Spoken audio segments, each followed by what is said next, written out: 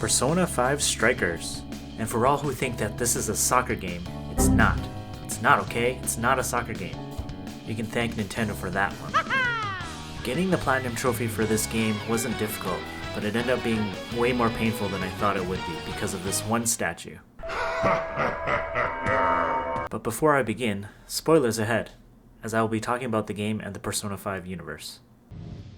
The story continues a half year after the main events from the first game, Persona 5. The main character Joker decides to head back to where it first started, in the little cafe shop LeBlanc for the summer to visit his old crew, the Phantom Thieves. There's a small party on arrival and everything seemingly goes great until an app transports some of the crew back to the metaverse, but this time these dungeons are called jails.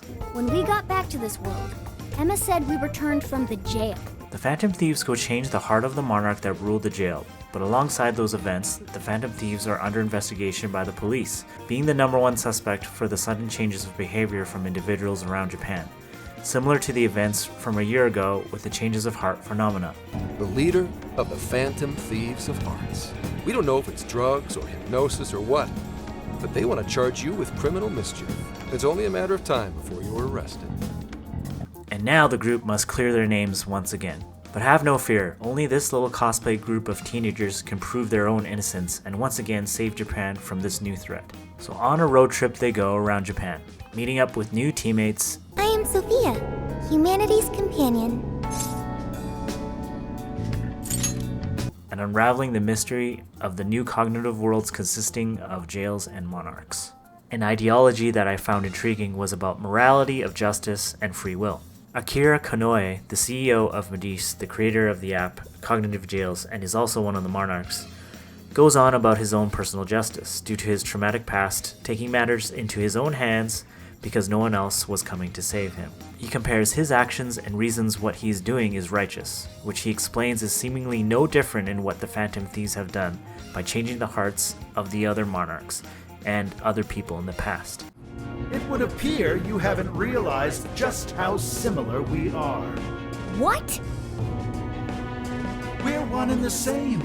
We both detest this rotten society and struggle day after day to combat it. With our power to change hearts, we strive to incite change among the masses. I change hearts in order to exterminate the evils of this world.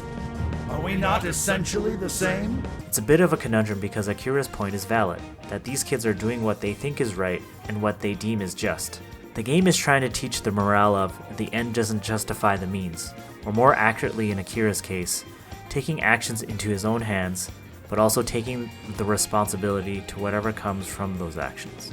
I killed my father, and I lied to escape the punishment. I called it justice, hoping that there'd never come a day when I had to face the truth.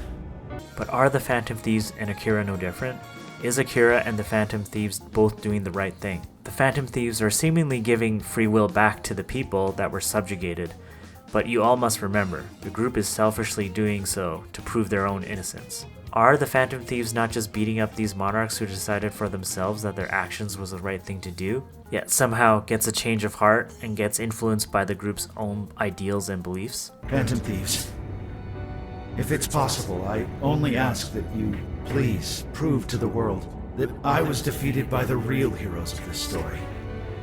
Ones with a true sense of justice. I really enjoyed that the game touched on some of the grayer sides of life, rather than just being so black and white all the time. The whole game feels like one of those filler anime movies, and you watch it for the unique characters in the cognitive universe, but you aren't really sure if it's actually canon or not. And in this case, it might not be, because there is no mention of Kasumi Yoshizawa from the Persona 5 Royale game. Persona 5 Strikers is an ARPG, and after much trial and error... Joker! No! Joker! Sophie! Oh, Hey, what happened? Can't Hey, move. Skull, please say something! failure. Oh no, no, don't give up! No, Noir, come in! I'm begging you! Wait, seriously? No, it can't end here! Hey, Oracle, what's wrong? Come in! Really the end? This can't be happening. Get up, Queen! Please! Joker! I got a good sense of the combat system. It is centered around button combos to conserve mana, and breaking down the guard of enemies and bosses to knock them down. You achieve this by hitting their vulnerabilities, doing technical damage, or doing critical damage so you can follow up with your all-out attack or build enough gauge for your showtime move. This isn't going to be much of a trophy review because all things considered, this was an easy platinum. There was nothing difficult about acquiring any of the trophies other than getting through the game and the boss battles, which doesn't say much about my actual gaming ability.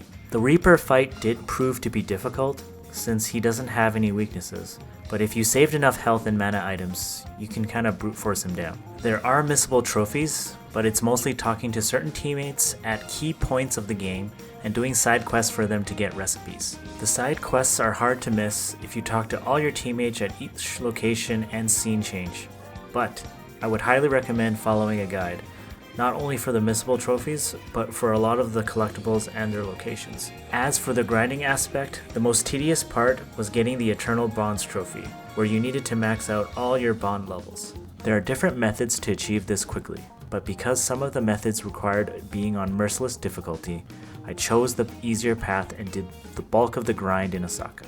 In this location, there is a Belican statue, where you rub its feet for good luck. Just going back and forth, loading and reloading, rubbing those feet for hours on end. The unfortunate part is how long it takes to get from level 50 to level 99. I rate this game 0 soccer balls out of 1 joker, because it's not a soccer game. The story isn't as compelling as the original, but it still brings out that Persona 5 charm, so I might play it again in the future.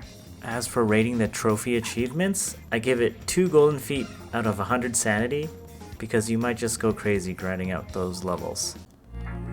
So on to the next game. Thanks for watching, and until the next platinum.